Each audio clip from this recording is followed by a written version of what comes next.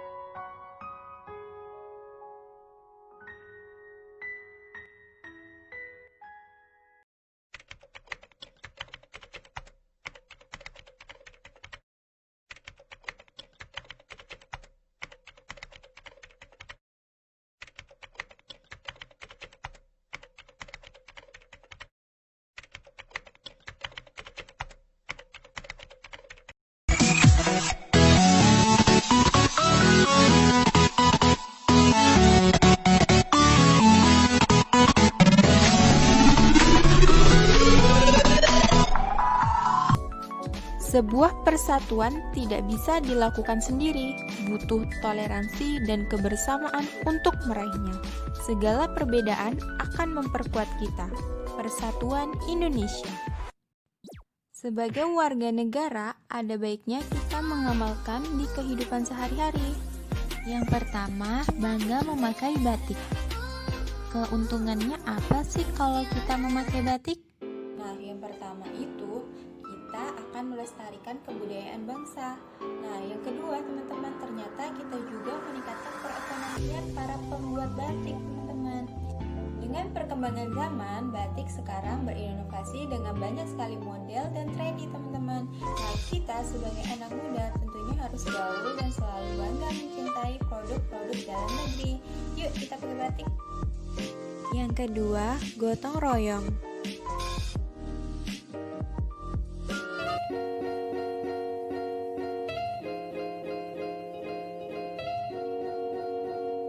Tiga, perbedaan bahasa.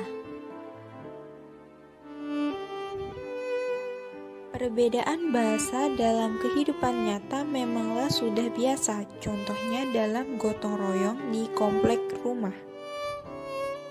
Saat sampai di tempat gotong royong, warga lain belum datang, sehingga dua anak muda ini berbincang-bincang. Mereka berasal dari daerah yang berbeda, sehingga mereka dapat mempelajari bahasa baru. Itu rumput maksudku, Kak. Oh, kita mau bersih-bersih. Oh iya, kita mulai lah ya. Tapi tak ada orang. Tak apalah, kita mulai dulu sedikit. Itulah. Mungkin pada ngurumatin, maksudnya ngurusin rumahnya. Apa ngerumutin? Iya, ngurusin gitu. Oh, Jawa. Oh. Susah kali betul ini, harus pakai cangkulnya. Cangkulnya mana nih? Kalau kita berdua aja tak bisa nih, Sal. Hah? Kakak ke kamar mandi bentar ya. Oh, iya. Tak tahan nih, tak aku tinggal masak. Iya, di sini seorang. Apa tuh, Kak? Sendiri, Dek. Oh, enggak bisa mau kau ini. Cuma dia ke kamar mandi, Kak. Oh, ini sampahnya mau kakak buang, sekalian masukkan ke dalam ini. Oh iya, benar, Kak. Benar. Iya. Keras sekali tangannya.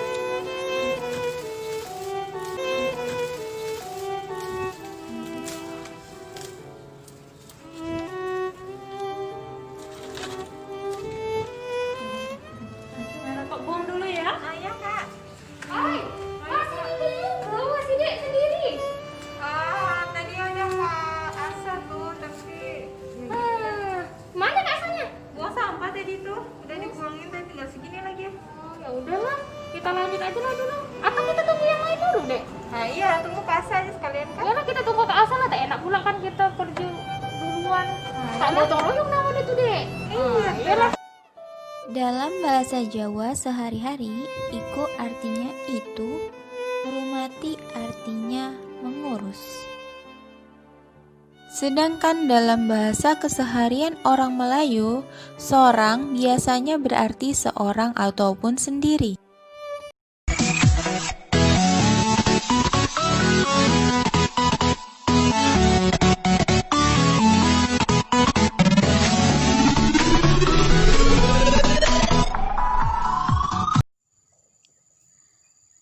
Dalam sila keempat terkandung nilai bahwa pentingnya mengutamakan musyawarah untuk mengambil keputusan, sehingga dapat menghasilkan mufakat.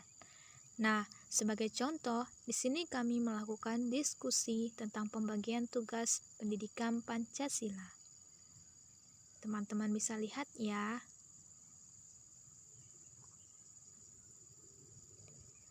Nah, di sini kami berdiskusi dan melakukan pembagian tentang 5 sila yang akan kami bahas, sehingga kami dapat menghasilkan mufakat. Nah, tujuan dari musyawarah kami ini yaitu untuk mencapai keputusan tertentu dan menghindarkan yang namanya mau menang sendiri. Karena dalam bermusyawarah yang diutamakan adalah kepentingan bersama. Jadi, mufakat yang kami hasilkan dalam musyawarah kami ini yaitu list pembagian video. Yang pertama, penerapan sila pertama itu dibahas oleh Alvin. Sila kedua oleh Adela. sila ketiga oleh Anissa Syafira, sila keempat oleh Jannah, sila kelima oleh Ica, dan yang keenam tentang penerapan Pancasila itu dibahas oleh Andini. Inilah contoh implementasi dari sila Pancasila yang keempat, yaitu kerakyatan yang dipimpin oleh hikmat kebijaksanaan dalam permusyawaratan perwakilan.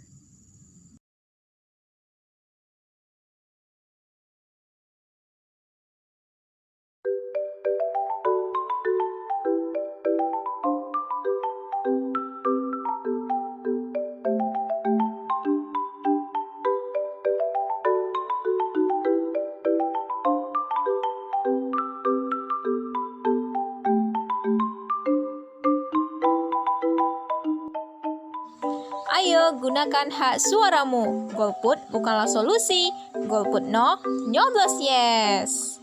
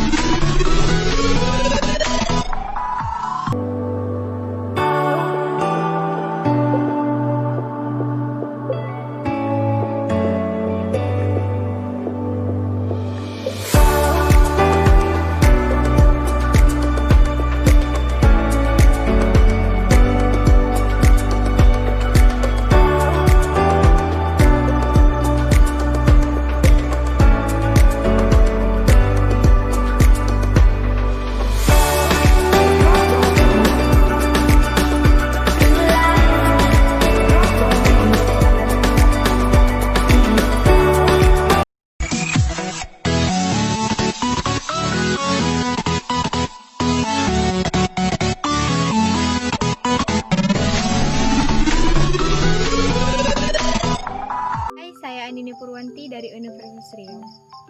Tahukah Anda apa itu implementasi Pancasila? Banyak orang yang tahu apa itu Pancasila, yaitu dasar negara Indonesia. Tetapi tidak banyak orang yang tahu bagaimana cara mengimplementasikannya. Dasar negara Indonesia, yang artinya pandangan hidup bangsa negara. Sebagaimana mestinya kita mengikutinya. Yang pertama, ketuhanan yang Maha Esa. Ketuhanan yang Maha Esa ialah bagaimana kita menghargai sesama kita walaupun kita berbeda-beda agama. 2. Kemanusiaan yang adil dan beradab, di mana hak warga negara dan kewajibannya seimbang atau setara. 3. Persatuan Indonesia. Walaupun di negara kita banyak perbedaan pendapat, perbedaan ras, atau perbedaan banyak kemungkinan, yaitu perbedaan-perbedaan yang membuat kita terpecah belah. Tetapi kita sebagai warga negara harus menyingkirkan itu semua dan memiliki persatuan yang kuat. 4. Kerakyatan yang dipimpin oleh hikmat kebijaksanaan, di mana rakyat negara Indonesia harus mematuhi dan menaati semua peraturan-peraturan yang sudah ditetapkan oleh negara. 5. Keadilan sosial bagi seluruh rakyat Indonesia. Setiap warga negara Indonesia memiliki hak dan tanggung jawab yang sama, seperti sila kedua. Tetapi kita pasti memiliki keadilan. Setiap rakyat Indonesia memiliki keadilan yang sama atau setara.